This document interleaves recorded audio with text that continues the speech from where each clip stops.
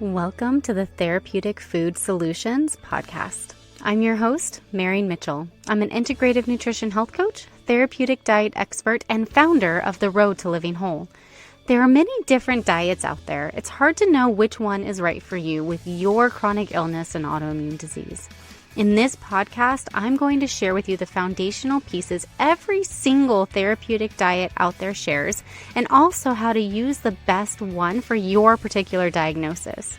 If you've been looking for a meal planning partner, help navigating the complicated healthcare system, and want to feel better quickly, I'm your girl.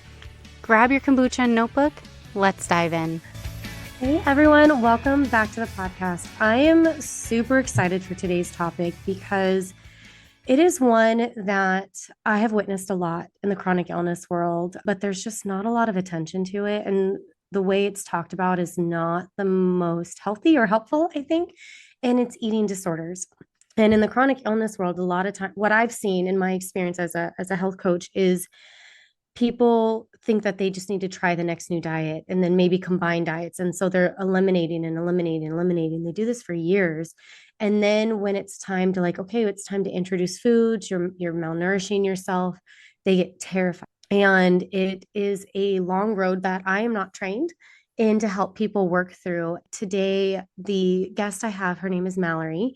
She is a journalist, but she has her own lived experience with eating disorders, and she's written a book that's, I think, going to be incredibly helpful. And I am just so excited to be able to dig into this topic because it is one that a lot of people in the integrative world shy away from. And I think that it's one that we need to tackle because it's prevalent in this community and there is help. I think we're going to talk about, experience and what the field looks like as of now, where it can go. And I'm just really, really excited. So Mallory, thank you so much for joining me. Thank you so much for having me. I'm looking forward to the conversation. Yeah, before we really dive in, can you give us some background on you? I didn't say your last name because I can't pronounce it and I didn't want to slaughter it, but if you can introduce yourself, what you do for a living, and then just share your story and how you came to where you are with, now and the book and everything that you have going on, because I'm really, really excited for people to meet you. Sure. Well, I'm Mallory Tenore Tarpley, and I'm a journalism professor at the University of Texas at Austin. And I'm a journalist by trade, so I still write freelance articles for various publications, New York Times, Washington Post, LA Times, just some of the places I've been published in recently. And I write a lot about eating disorders, as well as motherhood, grief, loss. And my book, Slip, which came out August 5th, is really a look at my own lived experience with anorexia alongside the latest research on the evolution of treatment for eating disorders and the latest science and research behind them. So my own personal experiences with an eating disorder started when I was quite young. So my mother died of metastatic breast cancer when I was 11. And I, at the time, did not know how to handle her death. And so I went to school the day after she died. I read the eulogy at her funeral without crying and really tried to pretend that I was okay. But behind this happy facade, I really felt like my world was crumbling. And the more time passed, the farther I felt from my mother. And as a 12-year-old, I came up with this idea that maybe if I tried to stop time, maybe if I tried to stay the same size I was when my mom was alive, I could somehow be closer to her. And so I began to restrict my food intake, and that very quickly devolved into an eating disorder. So by the time I was 13, I was diagnosed with anorexia nervosa and was hospitalized, and would go on to be hospitalized 5 different times, was in residential treatment for a year and a half. So spent most of my teenage years in and out of treatment, and got to a place in my late teens where I felt like I was fully recovered. Although I didn't exactly know what that meant. I thought that you were either sick or fully recovered, and I didn't think there was a space in between. And I was really petrified of making one wrong move because I felt like if I falter, I'm going to fail and end back up in the hospital again. And so I carried on in this sort of full recovery, so to speak, for about 2 years, but then in college ended up relapsing and fell into this cycle of binge eating and restricting, which lasted for about 10 years.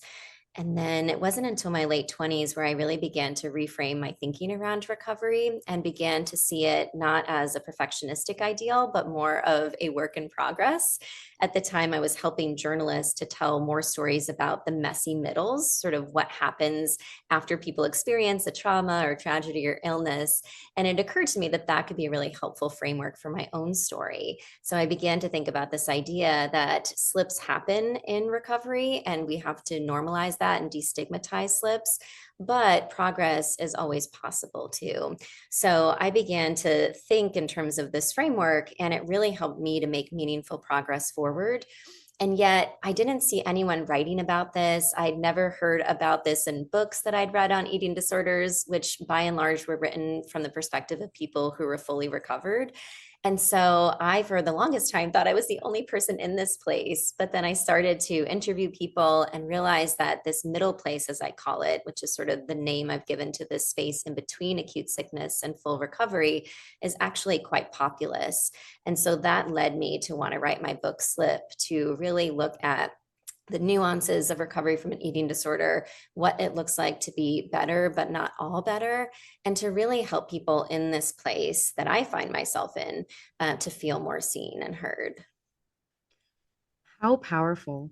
It comes to mind, and we talked about this before, in addiction recovery, people recognize the middle and they recognize that you're never fully recovered, that you are always in recovery. And the eating disorder community is so far behind in that, the black and white thinking. And also, I feel just like the stigma behind it is so much worse. Like people, I think it scares people, because I think it's something that all of us could easily fall into, and like I said, in the chronic illness world, people do fall into it. Oh, I tried this diet and I didn't get better. So if I just restrict more and more and more, maybe I'll get better. And I feel like that's a lot of times same with eating disorders in general is if I do this, I have some control and it's going to help me get to the place where I desire to be, whatever place that is.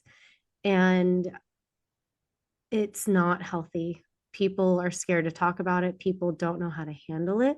And so hopefully people that not only those who are in the middle, but those who are supporting those in the middle can really learn a lot from SLIP.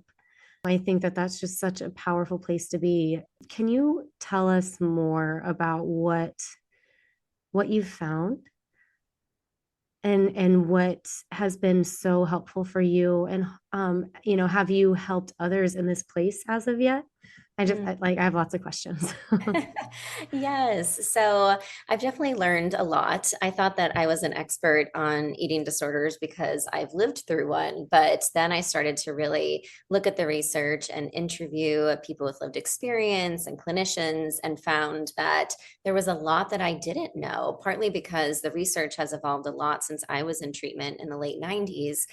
But one thing that fascinated me was that as I was surveying people for my book, I surveyed about 725 people from 44 states, 37 countries. And these are folks with all different types of eating disorders. And one of the questions I asked them was whether or not they could identify with this middle place. And 85% of respondents said that they could. And when I began to interview people, there were so many individuals who said, well, I have always told people that I'm fully recovered because I felt like that's what I needed to say. And I have often felt ashamed in saying that I'm anything but fully recovered. But in talking with you, I feel like I have more language now to describe where I'm at, right? Other people said that it's really hard to live in our society in a larger body, right? So there are some individuals who struggle even with restrictive eating disorders, but they never become clinically underweight. And therefore, they don't necessarily get the treatment that they need, or they're stigmatized because of the shape of their body. And many people said, I'm in this middle place and probably always will be because I feel like it's hard to live in a larger body without some form of weight maintenance, right? And so that was interesting for me as someone who's always lived in a smaller body. Other people had said that they are always sort of perfectionistic and have felt like recovery had to be perfect as well, because they never got clarity on what full recovery meant. And so their perfectionistic minds always just equated it with something that was not flawed and something that was just perfect all the time. And in talking with them, I think that they saw the middle place really as something that felt more freeing. It gave them permission to be able to have these slips and to not recognize these slips as failures, but rather opportunities for growth. So I think that it's been really powerful to just see how this verbiage and how adopting more expansive language for how we talk about recovery can actually help people to see themselves more and to feel like recovery is more kind of accessible in some ways to them. Yeah. In the chronic illness world, the goal is always to be symptom free and for the disease to be gone. And usually what happens is you don't experience symptoms until you do. And it can be things completely out of your control. You could get sick with a virus. You could have a stressful event happen. You can get exposed to environmental toxin. And it's like, no matter how quote unquote perfect you're taking care of yourself, things can happen. And people get so defeated, right? And then when you struggle with eating on top of it, right? Because there's this and I think it's definitely coming from a good place. Food matters, and I'm going to stress it no matter what, right? But like, it can easily be taken to an extreme. And as a person who focuses on nutrition in the middle, I believe therapeutic diets have their place, but it's a very short-lived place, and you have to just be in a place of health, of eating sufficiently, as on a regular basis, and just, but he's so easy to be taken to extremes, and there is a lack of language in addressing it. So can we talk about some of the language that could be helpful for those who are maybe dealing with this, especially the perfectionistic mindset? But also, I mean, there's so many root causes of eating disorders. So what is some of the language that you found and the people you've surveyed have found to be so helpful? Yeah, the first one that comes to mind is this idea that a slip does not have to equal a slide, particularly when those of us struggling, say, with binge eating disorder, right, or binge eating. Maybe we have a slip up where we end up eating the whole bag of chips one night. And then we think, oh my gosh, well, I ate the whole bag of chips. So that means I might as well just keep going, right? And then you keep on binging, you keep on eating. And then you wake up the next day and feel horrible and say, well, I'm just going to restrict. And then it really sort of sets off this vicious cycle, a cycle that I was certainly trapped in for a long time. And so it's really important to recognize that if you have a slip, you can acknowledge that slip. You can look at it and say, okay, I had a slip. This is a normal part of the process. What can I learn from this so that this doesn't turn into a slide? And how can I give myself more grace in this moment? Because I think there's so much shame when we have a slip, and that's often what perpetuates it and turns it into a slide because we feel Mhm. ashamed of it. And those feelings of guilt and shame then lead us to engage more in the behavior. And so for me in my recovery, it's been really important to think about the fact that this slip has happened. I need to normalize this. I need to think about how I can sort of continue to move forward from this as opposed to letting this turn into a downward spiral. The other thing I like to stress is this idea that slips don't happen when you're standing still, right? I think a lot of us tend to think, well, I've just slipped and that's horrible. But if you think about the very word slip, it suggests some sort of movement.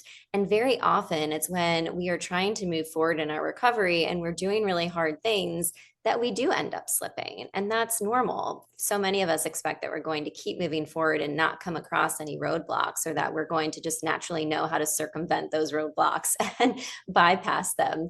But for me, a lot of times when I find myself in the midst of a slip, it's because I'm doing something that's really hard, right? I'm working through something, I'm trying to make progress, I'm trying to do better, but I've slipped in the midst of that. And so I try to remind myself that these slips don't happen when we're stagnant, because one of the biggest misperceptions around the middle place is this idea that it's about settling for stagnancy. And that's really not the case. It's more about recognizing that hardships and hope can coexist, and that slips and progress can coexist. So thinking about that word "and" is really important, because a lot of times with Black and white thinking, we end up using either or language, which really can be just polarizing and can really be pernicious in some ways. And so I like to think about the fact that sometimes seemingly opposing truths can be true at the same time, right? Slips can Yeah. happen and that progress can be possible. So remembering that, that "and" I think is also really helpful.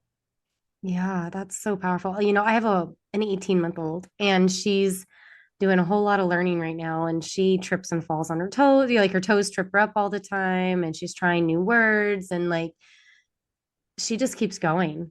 She might cry and need a little support, and then she's right back at it, and I just like I love that. I love it, love it.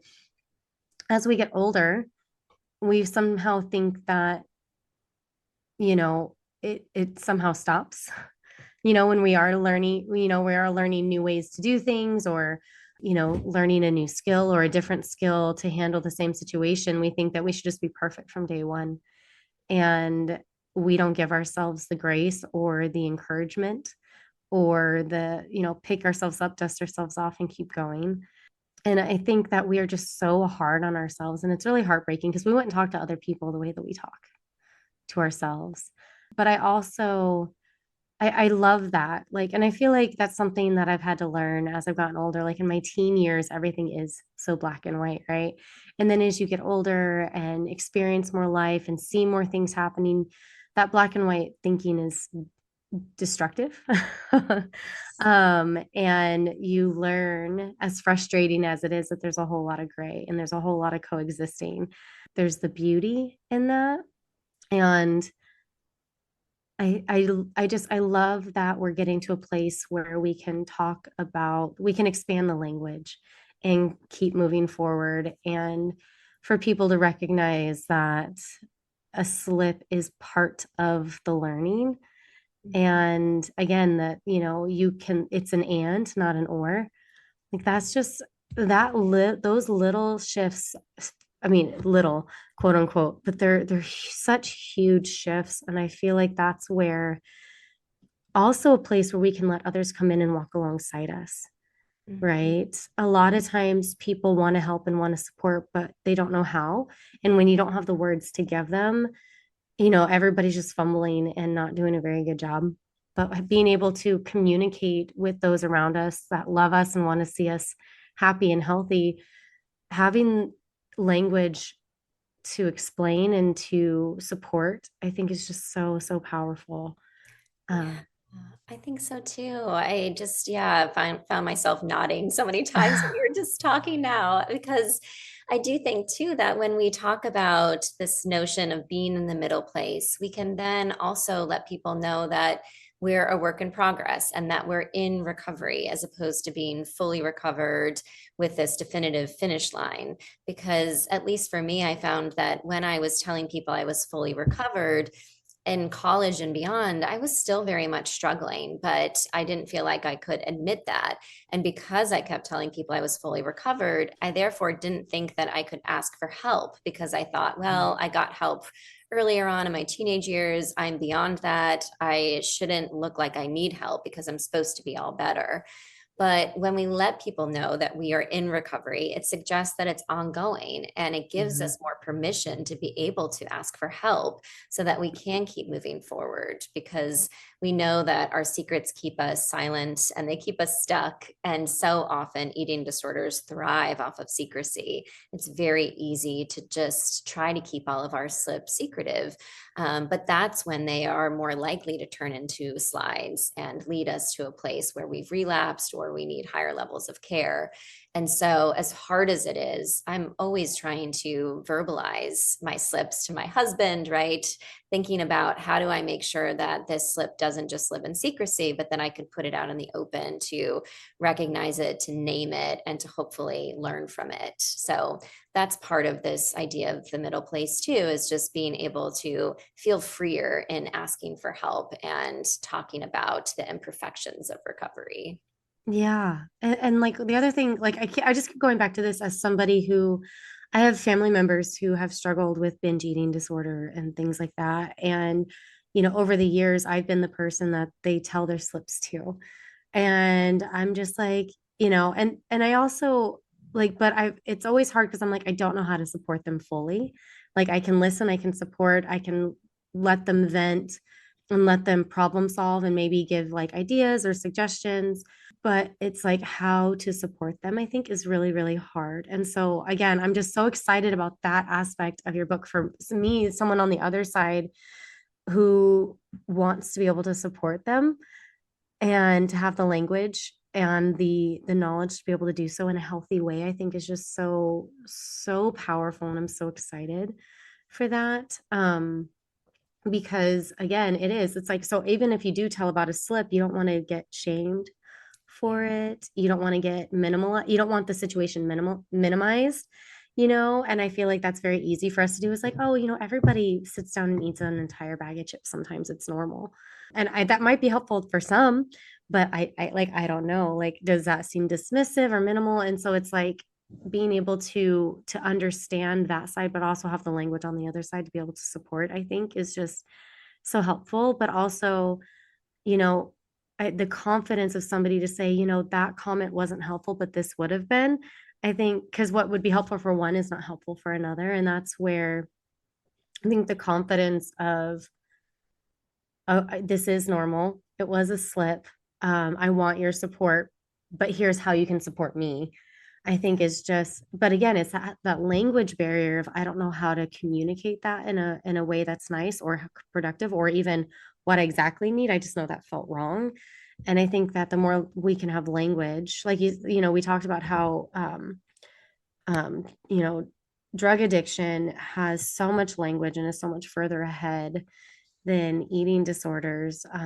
And the support for them is so much more vast, where eating disorders is so black and white. And I love that you are a kind of a catalyst for moving this up. You mentioned that anorexia is the second most deadly after opioid addiction, which is just like, that's heartbreaking.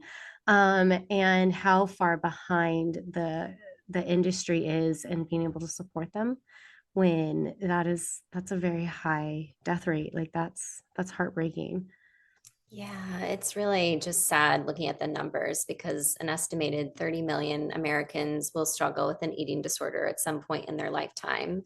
And that's most likely an underestimate because we know many people struggle and never receive help or never Right. given an actual diagnosis. But every year, 10,200 people will die due to complications from an eating disorder. And suicide is one of the leading causes.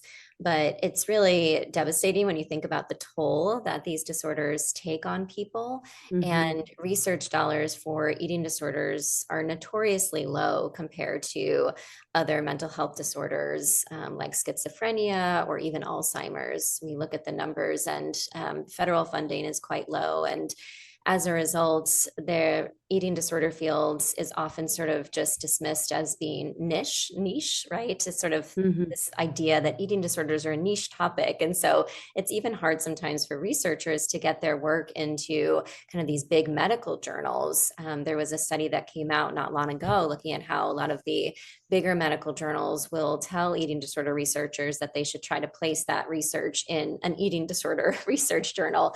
But then it's sort of not really broadening the audience and the awareness. And Wow. that's complicated by the fact that research shows medical doctors get 0 to 2 hours of training on eating disorders, which is just mind boggling. So much more of the emphasis in medical schools is on obesity. And Mm-hmm. so the field has a long way to go. But the eating disorder field has advanced a lot, particularly since I was in treatment in the late 90s. We see a lot more kind of awareness within the field about how to treat eating disorders. There's a lot more interesting research about just how these eating disorders affect the brain, how genetics are involved. So I think the field has progressed in a lot of promising ways, but we still have so far to go. There's no FDA approved drug for anorexia, for instance, and yet we see all these GLP-1s and for weight loss, Well, right? well, But it makes me think that like there's not money in mhm, it, so we're not going to put money into it, which is just so counterproductive. mhm, Just GLP-1s are a huge moneymaker, but and nutrient deficiencies can cause a lot of symptoms like this. And again, there's not money in here's a B12 shot and some vitamin D and omega 3s, right? Like, my last topic recently was on nutrients that contribute to mental wellness, right? And schizophrenia, bipolar, depression, anxiety, those are the four that were cited in research over and over and over and over again. But I would put eating disorders right up there with them because it's a coping mechanism. It's the body trying to handle trauma of some kind, usually. In my experience, that's kind of been the catalyst for eating disorders with those that I've encountered was some sort of trauma. Because there's not money in it, they're not going to put money into it, which is just frustrating beyond belief. And so I'm so grateful for you for just bringing awareness because there comes a point when we have to put health first and money second. Not that making money is wrong, but refusing to help people because it's not a moneymaker is wrong.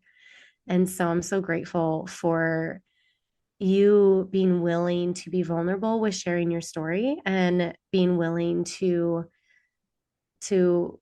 really be a catalyst for change. That's turning something that's very hard and very personal into something so powerful and big. And that what a blessing you are. Um, and, I know how difficult it is to talk about. I'm so grateful for that. What is there anything else that you've learned along the way that really surprised you as you were researching and preparing for SLIP? mhm. Yeah, well, thank you so much for those kind words. I appreciate the sentiments that you shared about being a catalyst. That's what I hope will sort of help people with this book. I really want it to be a catalyst for change and to really have it broaden our scope of understanding around eating disorders. One thing that I found that was interesting was just my conversations with individuals who struggle with what's known as atypical anorexia. So, that essentially is a disorder that means that people essentially have all of the same diagnostic criteria as those with anorexia nervosa, except for the fact that they're not clinically underweight. And so, people with anorexia or atypical anorexia are often severely restricting their food intake, but they may still sort of be in a quote unquote normal size body or even in a larger body. And so I interviewed several people who found that they were not able to get the care that they needed, at Mhm. least not in the first few tries, because they didn't quote unquote look the part of someone with an eating disorder. So there was a young man I interviewed who faced gender discrimination as a man struggling with an eating disorder, but then also he had atypical anorexia and he just couldn't lose weight due to genetics, other factors. So he was losing some, but he was never to the point where he looked emaciated or looked like he needed critical care. And he had gone to the doctor on many occasions, only to be told that they didn't know what was going on. They didn't diagnose him with an eating disorder. It wasn't until he started having fainting episodes that then medical providers said, oh, okay, we need to look into this more. And he was then sent to a treatment center where he was able to begin working on recovery for his eating disorder. But that was not an unusual story in the sense that so many people I talked to said that because they were not sort of reflective of that stereotypical mold of who struggles with an eating disorder, it was that much harder to get treatment. And we know from research that only about 30% of people will actually seek treatment for an eating disorder. And those numbers are even lower when we look at communities of color. So there is this longstanding stereotype that eating disorders only affect young, white, teenage, middle to upper class girls. And we know that that's just not true and that eating disorders don't discriminate, but partly due to these more systemic issues of lack of medical training around eating disorders, lack of awareness in general, these harmful stereotypes persist, and they can actually really lead people to not necessarily get the care that they need. Yeah. Yeah. And getting mental health treatment, it's a luxury and it shouldn't be. And it's so frustrating. And a lot of it, yeah, it's that's I have a lot of thoughts, but that makes me really angry, like passionate, you know? And it's like, again, it's just that dismissiveness. Like, I'm so grateful for you. And I hope that it becomes curriculum in medical schools. Doctors are the first line of defense. And, that's who people go to first. And to be able to be educated on what to look for, I think could save a lot of heartache for a lot of people to catch it early enough that it doesn't become the main coping mechanism for things. Because I mean, it can totally be a coping mechanism. Like that's how, and learning healthier ones, but also recognizing that that's going to be your tendency and how do you handle that in a healthy way, I think is just there's a lot there. So I'm so grateful for you. And you said your book is coming out August 5th. So this podcast will come out after the book is out. So I'm so excited we'll be able to really direct people your way and for you to just be a resource. And I hope that you are advocating for medical schools and psychiatric schools to be able to get your book in there and in front of those people that to really see it from the inside out. I think it's just going to be so crucial. And then, of course, I can't wait to read it and have more tools in my toolbox to be able to help people, but also identify and then know where to send them. Because I think like you might see it and it's like, how do you talk to someone and be like, I really think you need to see a professional. But also if I send them to a professional and they get dismissed because they don't look the part, like it's a growing field. And hopefully it's continues to grow much more rapidly in today's culture where especially the younger generation is just so open to that. I have a 17-year-old and 12-year-old and their compassion is just off the charts for people and mental health support has been destigmatized for them. And I just think that like it's such a great time to be in this place of bringing awareness because when we can get this up and coming generation that has so much compassion and empathy and give them the tools that it can really change the eating disorder support in almost a revolutionary way. So I'm super excited for you and I'm really excited that we're having this conversation because it's so needed and it's so under talked about. And so I'm really grateful for your time and all that you're doing. Oh, thank you so much. I really appreciate those kind words. And I do hope that it's helpful for folks because I think there's so many educators and people within the medical field who are well intentioned, but may not necessarily realizing that they're causing harm based on comments they're making or just lack of awareness. So I think the more we can talk about eating disorders and the more we can educate each other, the better. And Yeah. the more people who are struggling can feel like they are able to reach out and that it's safe to do so and to seek help, I think the better. I hope we can get to the point one day where everyone who needs access to care can receive it and can feel Yeah. comfortable asking for that help. Yeah, definitely. I'm right there with you. So thank you so much for your time. If people wanted to connect with you, um, how would they do that? And then do you know where your book is going to be sold? Yes. So my book will be available wherever you buy books. So you can find it on Amazon, Barnes and Noble's website. It'll also be in bookstores. So lots of local independent bookstores around the country, and Barnes and Noble's will be stocking it. So I definitely hope that readers will check it out, listeners will check it out. I also have a weekly Substack newsletter. It's just my first name, Mallary.substack.com, and you can connect with me there. But I also just share lots of weekly writing tips, and I write a lot about the issues that I describe in SLIP. So that's a great way to reach me. Great. Thank you again so much for your time and your story and for all that you're doing. Yes, thanks for having me on today.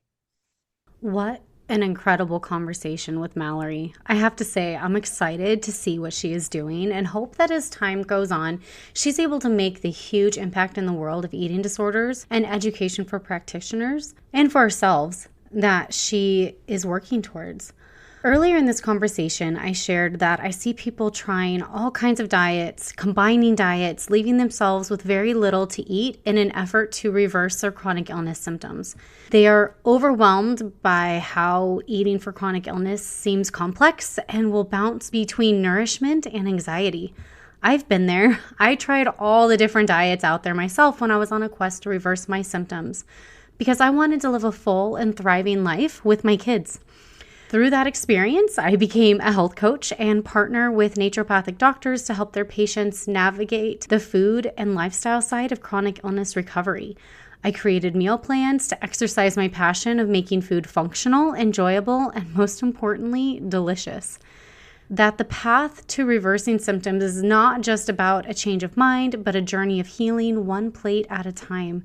Introducing my therapeutic food framework. This isn't a diet, it's a compassionate, evidence-based meal plan designed specifically to help you recover your health for good. This framework focuses on rebuilding a healthy, non-anxious relationship with food. The therapeutic food framework offers structure without rigidity, providing a predictable and balanced approach to meals, reducing the guesswork and anxiety around what to eat. Nutritional support, ensuring you receive the vital nutrients your body needs to heal and regain its health. Flexibility and freedom, gradually reintroducing variety and encouraging mindful eating, helping you move away from restrictive patterns. And empowerment, giving you the tools you need to feel confident and capable in your food choices, turning a source of fear into a source of nourishment and self-care. I believe that food can be a source of comfort and not conflict. The therapeutic food framework is a gentle guide walking with you towards a life of balanced eating and emotional well-being. I have a link in the show notes so that you can learn more, and from there, if you'd like, you can schedule a discovery call to share your story and get all of your questions answered to see if this is the right fit for you. Thank you so much for hanging out with me today. If you found this episode helpful, would you do me a favor and help others find it by leaving a review, sharing a screenshot on social media, or sharing the link with a friend? By you sharing what you've learned, others are able to find this podcast and join our community. Be sure to check out my website, www.roadtolivingwhole.com, for over 160 delicious recipes, a variety of meal plans, and a blog packed full of even more healthy living tips. If you'd like to learn more about how to work with me as your coach, you can schedule a free consult through www.roadtolivingwhole.com/health-coaching/. Until next time, friend. Bye.